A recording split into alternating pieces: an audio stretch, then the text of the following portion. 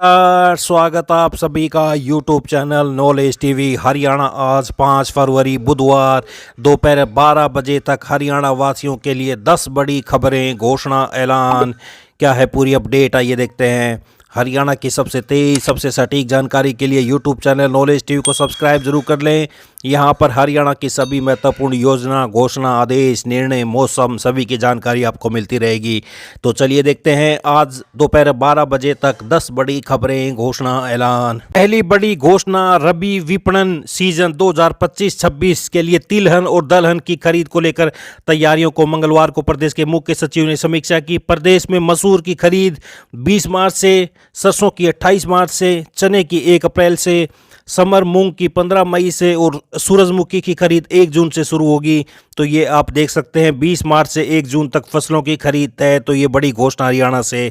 ये दूसरी बड़ी घोषणा देखते हैं। हरियाणा में ग्रुप सी और डी की भर्ती के लिए सीईटी का सभी लाखों पात्र युवा इंतजार कर रहे हैं। हरियाणा सरकार और कर्मचारी चयन आयोग अभी तक सीईटी की तारीख तय नहीं कर पाया है। अफसरों को भेजे गए एक वायरल पत्र में सीईटी आगामी अप्रैल में संभावित लिखा हुआ है। तो ये आप देख सकते हैं हरियाणा सरकार ने सीईटी की तारीख तय नहीं की, मगर सीईटी अप्रैल में संभावित बताया गया है। तो हरियाणा की नई सीईटी परीक्षा बोर्ड की परीक्षाओं के बाद अप्रैल में होने की संभावना जताई जा रही है। अप्रैल के आखिर हफ्ते तक सीईटी का आयोजन किया जा सकता है। तो आइए अगली बड़ी घोषणा देखते हैं। हरियाणा मंत्रिमंडल की बैठक में बड़े फैसले लिए गए हैं। अब हरियाणा में पंचायत जमीन पर 20 साल से काबिज मकान मालिकों को मालिकाना हक दिया जाएगा। उन्हें 2004 के कलेक्टरेट पर जमीन दी जाएगी। वहीं रबी खरीद सीजन 2024-25 में फसल खरीद में आढ़तियों को नमी से हुए नुकसान की भरपाई के लिए फैसला लिया गया है।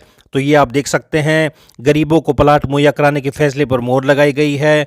तो वहीं गरीबों को प्लाट का मालिकाना हक दिया जाएगा। पंचायत की ज़मीन पर बने मकान का उन्हें हक मिलेगा। तो ये आप देख सकते हैं 500 वर्ग गज तक की ज़मीन कलेक्टर रेट पर दी जाएगी। तो ये कैबिनेट मीटिंग में बड़े फैसले लिए गए हैं। पंचायती जमीन पर 20 साल पुराने मकान पर मिलेगा मालिकाना हक। तो कई बड़े फैसले आई। अगली बड़ी घोषणा देखते हैं। तो हरियाणा सरकार की कैबिनेट सब कमेटी के पास नए जिले, तहसील और उप तहसील बनाने के संबंध में अब तक 27 प्रस्ताव प्राप्त हो चुके हैं।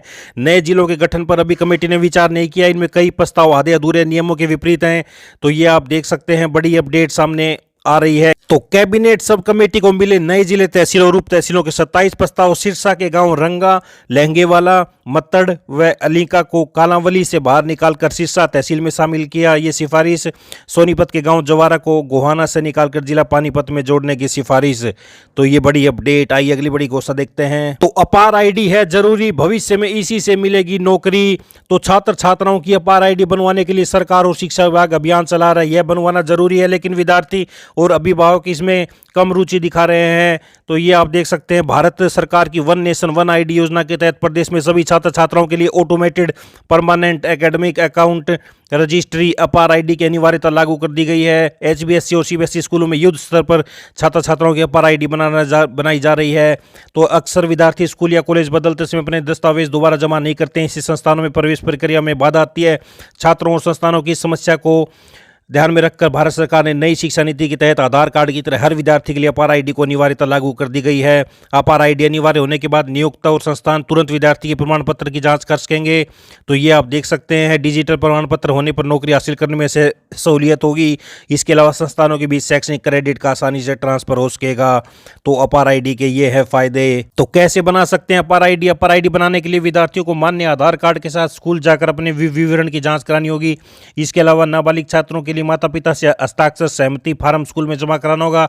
छात्र की पहचान यूआईडीआई प्लस पोर्टल के माध्यम से सत्यापित की जाएगी। इसके बाद विद्यार्थी के अपार आईडी को सुरक्षित रूप से छात्र के डिजी लॉकर खाते से जोड़ा जाएगा, जहां सभी रिकॉर्ड सुरक्षित रहेंगे। तो ये बड़ी अपडेट आई। अगली बड़ी घोषणा देखते हैं। तो पश्चिम विक्षोभ से बदला मौसम। पश्चिम विक्षोभ के आंशिक प्रभाव से मौसम में एक बार फिर से परिवर्तन नजर आ रहा है।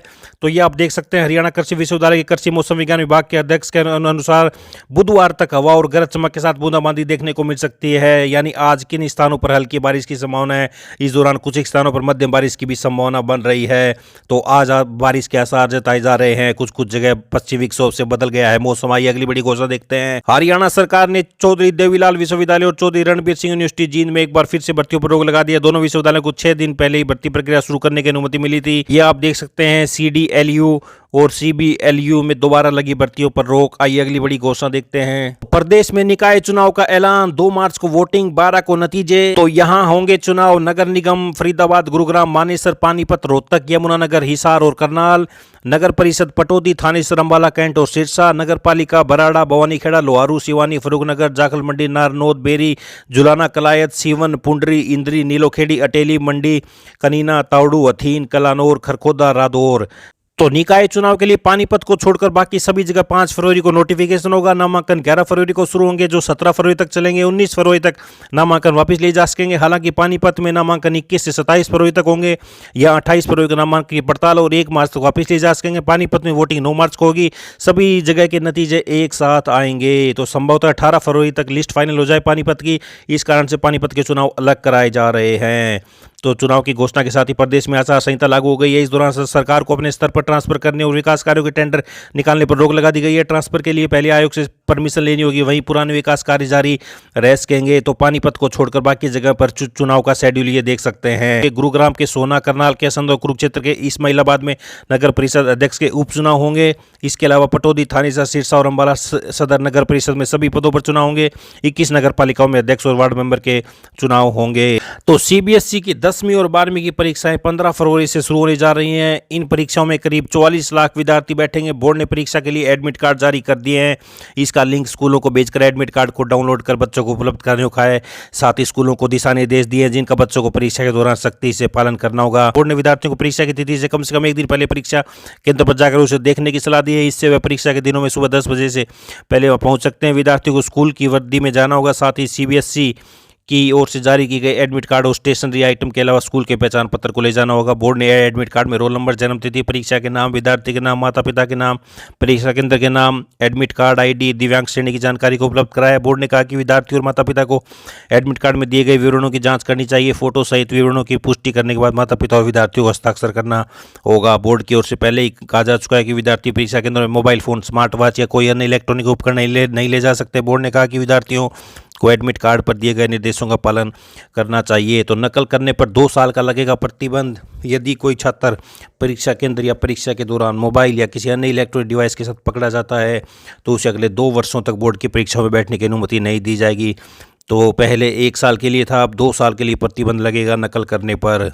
तो ये आप देख सकते हैं, फरीदाबाद में 30 से 35 हज़ार विद्यार्थी देंगे परीक्षाएँ।